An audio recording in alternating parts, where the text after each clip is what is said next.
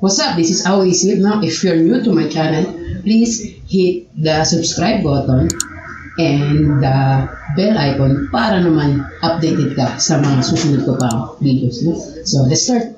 So, our topic for today is all about simplifying radicals. No? So, first, we need to find what are the different parts of the radical. So, yung symbol na nakikita natin dito, so this is the symbol of a radical, no?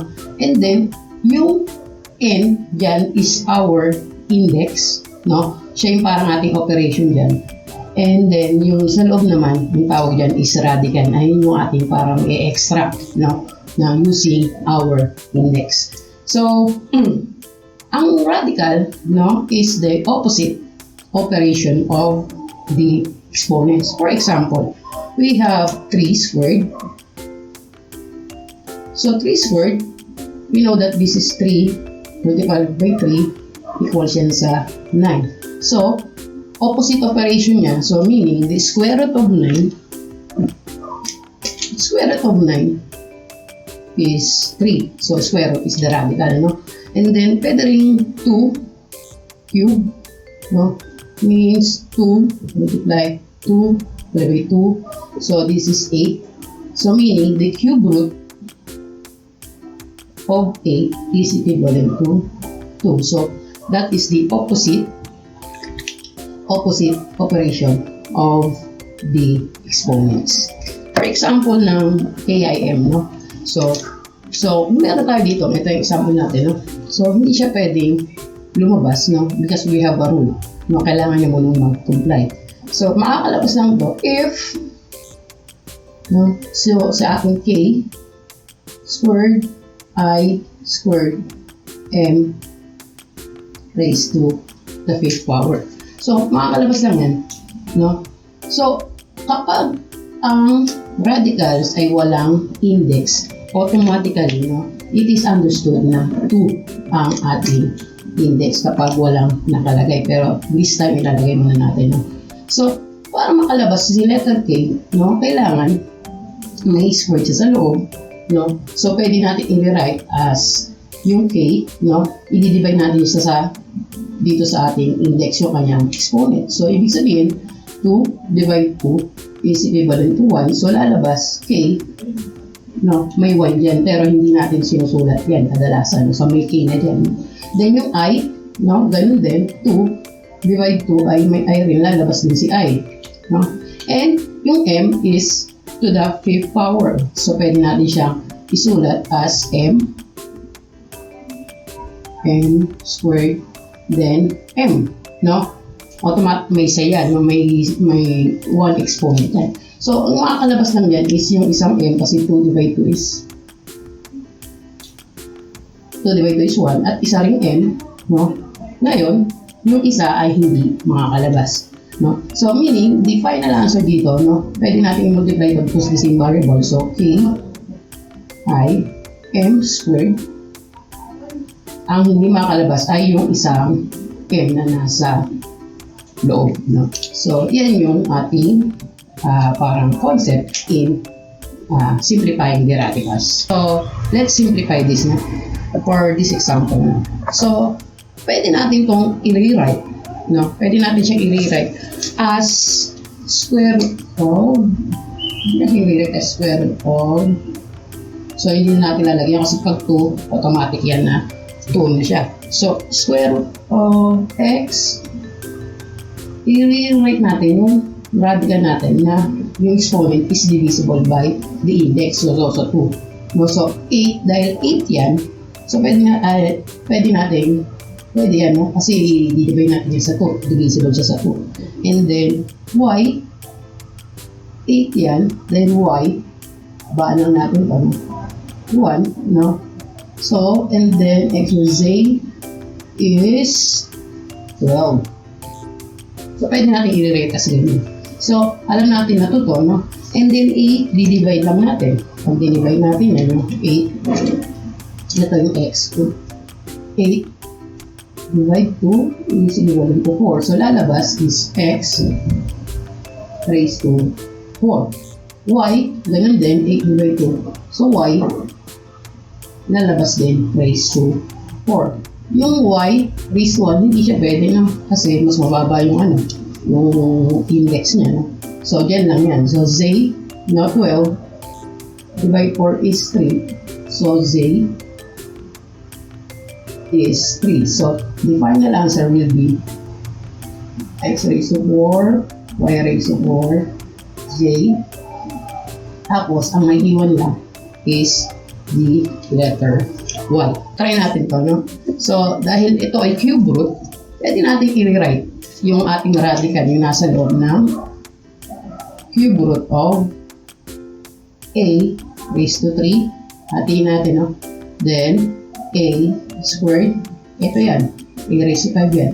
Then, b raised to 9. Bakit hindi ko babaguhin yan? Kasi, divisible naman yung 9 sa 3. And then, c is raised to 9. Then, c raised to 2. No? So, ganyan i-rewrite natin. And then, i-divide na lang natin to. No? So, 3 divide 3 is 1. So, lalabas is a. No? Ito, no, hindi siya pwedeng lumabas kasi mas mababa yung exponent sa radical. Then, yung b, no?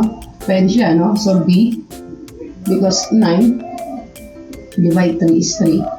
So, ito ay raised to 3. Then, c, ganun din, no? 9 divide 3. So, c is raised to 3. And then, c squared, no? So, ito yung mga lumabas. No? So, the final answer will be a, then b cube, c cube, then cube root of yung mga hindi lumabas. Ano yung mga hindi lumabas? Is the a squared and c squared. So, ito yung ating final answer. Kung ganito, no? Kung yung number lang, yung ating radical. So, square root of 75. Anong gagawin natin yan? So, pwede natin i-rewrite yung 75 as square root of 75. Pwede natin i-rewrite as 25 times 3. No? And then, pwede uli natin i-rewrite yung 25 as 5 squared times 3, which is 75 pa rin yan. So, ang makakalabas lang dyan, kasi ito, no, o walang nakasulat to yan. So, makakalabas yan is 5. So, 5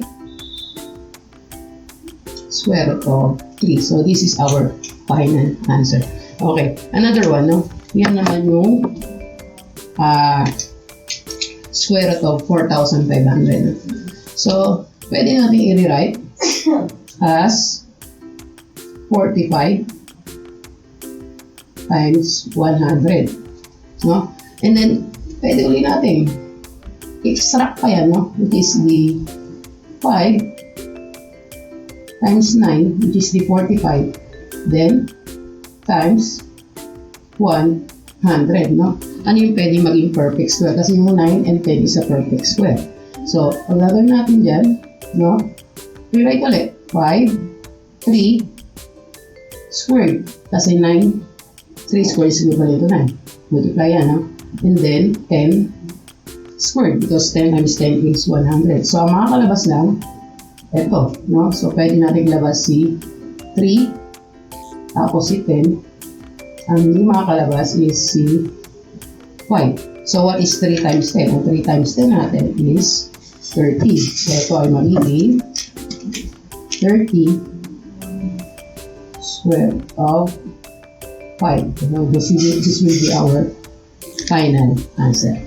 Ano naman kapag combine na, no? Combination na ng letter, mga variables, and the number. So, ang gagawin natin dyan, no? I-write ulit natin ating radical, no? So, pwede siyang maging 25 multiplied by 2, no? And then, the x cube, pwedeng x squared times x. Iwalay natin, no? Kasi 3 to. Then, ito ay y raised to 14. Hindi na natin siya pag-iwawalayin kasi divisible naman yung 14 sa 2. So, mangyari dyan, no? So, ito ay magiging